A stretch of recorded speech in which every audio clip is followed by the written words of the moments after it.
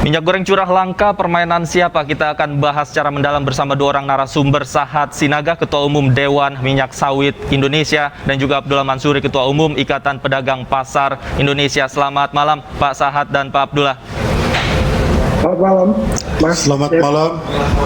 Baik. Saya pertama ingin ke Pak Sahat terlebih dahulu dari perspektif Dewan Sawit Indonesia, mengapa kelangkaan ini bisa terjadi khususnya minyak goreng curah di pasaran?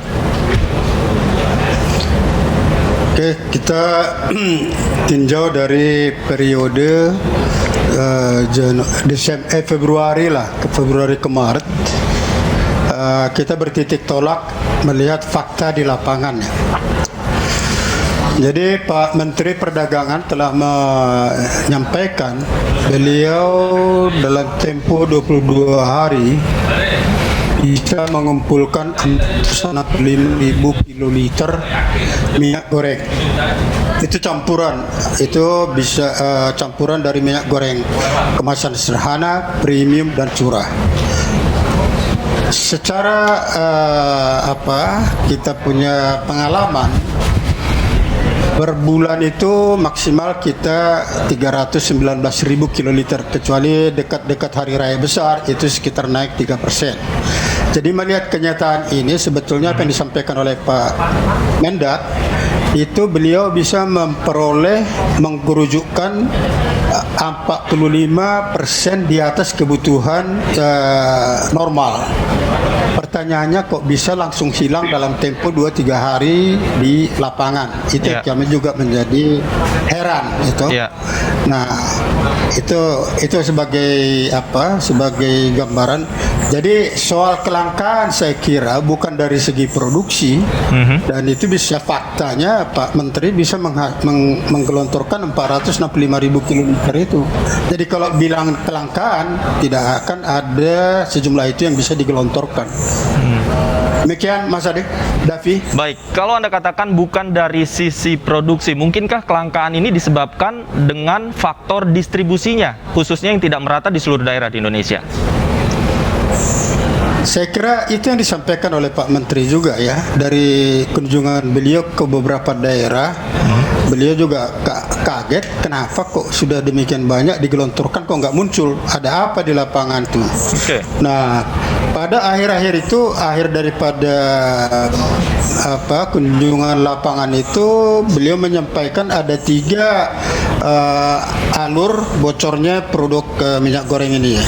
Pertama, beliau lihat itu adalah ada minyak goreng yang dapat harga HET yang kira Rp14.000 ataupun 13.500 yang kemasan sederhana, bahkan 11.500 yang curah, itu lari ke 3 lokasi. Pertama, beliau ketemukan itu ke repacker. Jadi dibuka lagi, di repack, kemudian diperjualbelikan. Yang kedua disinyalir itu ke industri. Industri mana? Kalau kami melihat kemungkinan besarnya itu industri mamin. Ya, industri misalnya seperti cookies, pabrik susu dan lain-lain. Yang ketiga disinyalir ekspor. Tapi kalau saya ekspor, saya kira relatif nggak mudah karena biaya cukai kita pun sudah lebih canggih dibandingkan dengan tahun 98 yang dulu. Demikian. Baik. Saya ingin ke Pak Abdullah. Pak Abdullah, saat ini fakta di lapangan dari teman-teman pedagang seperti apa terkait minyak goreng curah? Apakah ketersediaannya sudah mulai banyak? Ya, memang sudah terjadi, kami anggap kurang stok ya. Itu sudah terjadi cukup lama sejak ditetapkan HET. Memang ada beberapa stok yang agak terbatas. Biasanya kalau dalam kondisi normal satu pasar itu kurang lebih sekitar 1 tangki itu dikirim 2 kali 3 kali dalam 1 minggu. 1 tangki itu kurang lebih sekitar 12 ton ya. Ya ini memang kondisinya memang cukup berat kalau memang minyak curah dengan penetapan harga eceran tertinggi sudah ditetapkan ditetapkan 14.000, tetapi faktanya masih tidak ada di lapangan, tidak ada di pasaran. Ini justru menjadi sulit bagi kita. Orang ya sekarang giliran HET dicabut untuk kemasan, barang saat itu juga berlimpah. Tapi giliran ditetapkan HET untuk minyak goreng curah, faktanya sekarang tidak ada minyak goreng curah. Bahkan per hari ini harganya sekitar 18.000 sampai 20.000 di pasaran curah ya. Curah yang ditetapkan HET-nya oleh pemerintah 14.000. Nah, apa masalahnya? Apa masalahnya kok giliran HET dicabut barang ada, giliran nggak ada HET barang nggak ada? Nah ini yang penting untuk mendapatkan kejelasan dari semua pihak, termasuk mohon dibantu Pak Sahat agar distribusi itu bisa dipantau. Sebenarnya mudah, sebenarnya nggak sulit. Kalau dari pabrik kita bisa cek, pabrik itu ngirimnya kemana saja. Oh dari si A, si B, si C. Oh kirimnya kemana, di daerah mana, di pasar mana. Artinya bisa ditelusuri dari pengiriman pabrik ya, Pak Abdullah ya? Harusnya bisa ditelusuri karena distributornya masih menggunakan distributor lama. Kalau distributor yang baru mau dibangun, itu distributor yang seperti RNI, seperti Bulog, Bulog ya, PPI, itu mudah saja persoalannya ada. Baik, sebenarnya mudah untuk ditelusuri ya. Pedagang itu harus ngambil cash and carry. Baik, Pak Sahat. Mudah ditelusuri. Pak Sahat, bagaimana Anda menanggapi ini? Itu apa yang disampaikan oleh Mas Abdullah tadi sangat tepat sekali, karena memang dalam 4 hari ini kami bersama-sama dengan perindustrian baru menyelesaikan sistem, dan juga kita bilang ini Pak Abdullah adalah minyak goreng bersubsidi ya. Jadi sangat tepat apa yang dibilang Pak Abdullah tadi, bahwa melihat pengalaman yang lalu di Januari Februari itu, sekarang tuh kelihatannya sudah akan lebih tertib ya.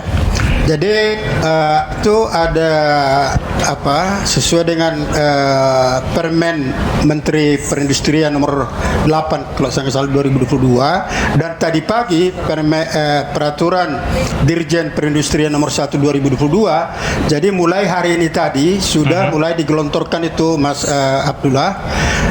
Saya kira akan membanjiri Indonesia lah dari sudah mendaftar. Jadi begini, yang boleh ikut migor bersubsidi ini adalah perusahaan-perusahaan yang terdaftar di SINAS. SINAS itu sangat terbuka untuk diakses oleh siapa saja dengan izin dari Menteri Perindustrian. Kemudian kedua, untuk realisasi pasokan jalur distribusinya itu ada IT dengan disebutkan SIMIRA, Sistem Informasi Goreng Curah, yang bisa juga di trace. Jadi saya pikir dalam minggu-minggu ini harga 14.000 itu akan bisa diperoleh di lapangan. Nah, persoalannya Pak Abdullah begini, agar kita tertib ya, bahwa distributor itu harus memiliki NPWP, bisa mengeluarkan faktur pajak ya. Jadi jangan seperti yang lalu siapa saja sehingga susah melakukan penelusuran. Baik, artinya harus ada aturan khusus ya, tadi Anda katakan NPWP ya, agar tidak semuanya bisa mengakses ini, dan kita harapkan bersama setelah digelontorkan dapat berpengaruh terhadap harga di pasaran agar masyarakat juga bisa mengakses minyak goreng curah. Terima kasih Pak Sahat dan Pak Abdullah sudah bergabung bersama kami di iNewsroom. Selamat malam.